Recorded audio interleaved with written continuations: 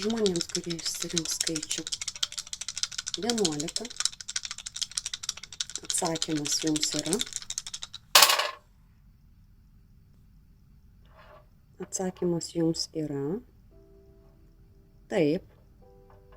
Galite gauti dovanų, galite papildomai uždirbti, gali pavykti sutaupyti.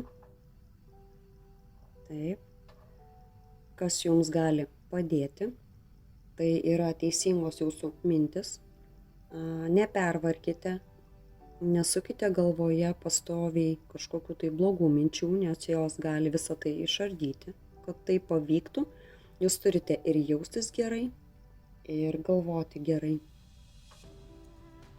Sekantis skaičius ką sako, jums labai reikėtų imtis iš tikrųjų veiksmo. Nes jeigu veiksmo nebus, tai nieko irgi neįvyks.